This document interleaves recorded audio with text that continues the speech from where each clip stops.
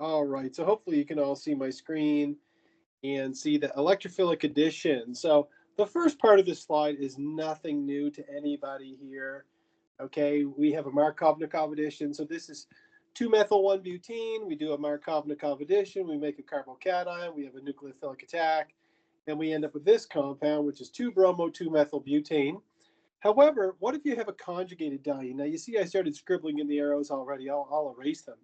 So if we do a Markov-Nikov addition with this compound, right? This is a symmetrical compound. So if I do the rich getting richer, I'm going to end up with this as my carbocation. I'm going to draw it here. It's going to look something like this. And you might recognize that this is an allylic carbocation. And you could draw a resonance form for this, where we could draw something that looks like this. So we end up with this compound as well, or this resonance form as well. Give me a thumbs up if you see where I got those two resonance structures from. Everybody with me on that? Just a Markov-Nikov addition, then you have two resonance forms. Well, then it's probably not that much of a stretch to see that with the first carbocation, the one on the left, I'm going to end up with the bromine going in that position. And with the carbocation on the right, I'm going to end up with the bromine going at the end. So that's where those two compounds come from. So all it's doing is kind of upping the complexity a little bit. After you do your Markov-Nikov addition, you get an allylic carbocation. There's two resonance forms. And so you're going to do a nucleophilic attack on this one and a nucleophilic attack on this one. In this case, you end up with your bromine in this position. And in this case, you end up with the bromine on the end like this. So that's where those two compounds come from. So again, when you're drawing your carbocation, okay, you need to remember that you're not going to form a primary carbocation. Why? Because it's not resonance stabilized, right? You always end up forming the resonance stabilized carbocation. So again, this would be the third time you've seen this, okay? You have the nucleophile coming in, this carbocation, you get this compound, and from this carbocation, you end up with this compound. So we call these the 1,2 addition product and the 1,4 addition product, or you can call it the 1,2 adduct, and this one we call it the 1,4 adduct. Okay, that's usually the terminology that we use, the 1,2 adduct and the 1,4 adduct. If you're wondering where does that come from, well, you can probably figure it out, okay? The 1,2 comes from 1 and 2. The hydrogen adds to carbon 1, the bromine adds to carbon 2, and the 1,4 comes from the hydrogen adds to carbon 1, and the bromine adds to carbon 4. That's all it means, the 1,2 adduct and the 1,4 adduct.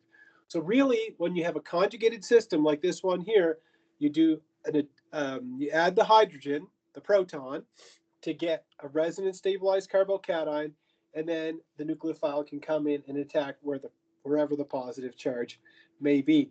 Now it says here the addition of bromine to a conjugated diene also results in two products, the 1,2 addition and the 1,4 addition. So not only does this work with HBr, it also works with bromine. Now, with that in mind, let's see if we can figure out one of these. Okay, we'll try to do one of these for today. And let's see, let's start with the one on the top. So what's going to happen is you notice this molecule is actually not completely symmetrical, is it? Okay.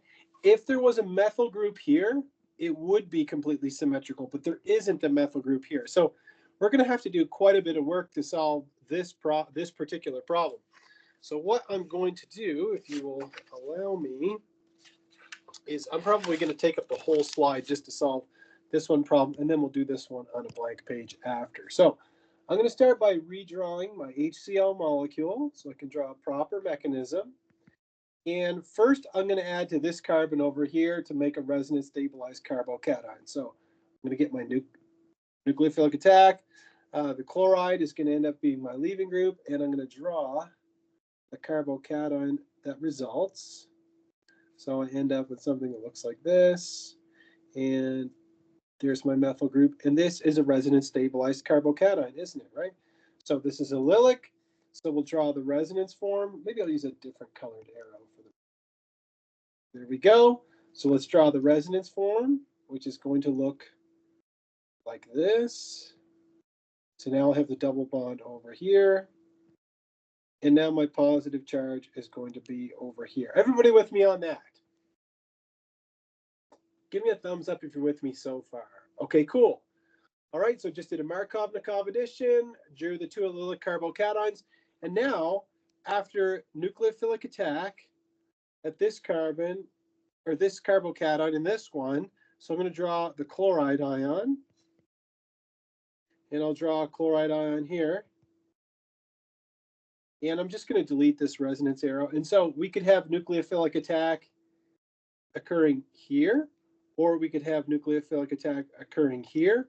And that is going to give us the first two products. So we're going to end up with this product. We can draw that better. So we're going to end up with this product. And we're going to end up with this product. Now, the one on the left actually has a stereo center in it, doesn't it? Okay, so you're going to end up with this compound, plus you're going to have an enantiomer as well. So you'd assume you're going to make a racemic mixture. Okay, you're going to make a racemic mixture of those compounds. So we're still not finished the problem. Okay, we've got 1, 2 products, but we're not finished the problem. We still need more space to finish this problem. So now I'm going to do the Markov-Nakhov addition over on this side. So those are the first two products, okay? The first two. Now what we're going to do is we're going to redraw the HCl molecule again. Okay, it's a little bit of work to solve this problem. And we're going to do our Markov-Nakhov, not Markov-Nakhov addition. We're going to do addition of our hydrogen so that we get a resonance stabilized carbocation. So we're going to end up with a carbocation that looks like this. So we're going to have our positive charge here. Okay, and there we go, something like this. So now I'm going to draw the resonance form. The resonance form is going to look like this. And we end up with our double bond relocating. There we go, and we have our positive charge over here. So now we see that the chloride can come in and attack at that positive charge, and the chloride could also come in and attack at this positive charge. I'm going to delete this resonance arrow again, curved arrow, and I'll use my red pen, and we're going to say, okay, the chloride can attack here, or it could attack here. So we'll draw 2 more products. So if you're wondering, you have a total of 4 products? Yes. We end up with a total of 4 products in this case. Okay, actually more than 4 products, isn't it? And I'll explain what I mean by that in just a second. So we have something that looks like this, and there we go. So now we have 3 and 4, and notice that on the one on the left, there's a stereo center in it. This is a stereo center right here. So that means that this compound is going to be racemic as well. So if we tally them all up, we get 2 compounds here, 1 compound here, 2 compounds here, and 1 compound here. So we have a total of 6 compounds in this particular case. Okay, 6 compounds that are formed. Now, what I'd like you to do before class on Friday is I would like everybody to try, and it's going to take you some time. You'll need a whole sheet of paper to solve this problem, okay? Because there's 2 possibilities, because there's no symmetry in this compound, right? That's not a plane of symmetry. And so you have to do form 2 different allylic carbocations, draw both of the resonance forms, and then draw the nucleophilic attack that results in each one. So if you're wondering, or you're saying that's a lot of compounds that you form. Yes, it is a lot of compounds. However, if you look at the compounds, if you look at the first one that we drew here, you would call this one would be a 1,2 adduct, and this one would be a 1,4 adduct. Similarly, if you look at these ones here, the first one is the 1,2 adduct, and this one here is the 1,4 adduct. So you can actually control the amount of 1,2 adduct that or 1,2 product versus 1,4 product. It's dependent on temperature. And what we'll do on Friday is we're going to start with this problem. So we'll put here Friday. I want to solve this problem first. I'm going to have to get a blank sheet of paper to do that.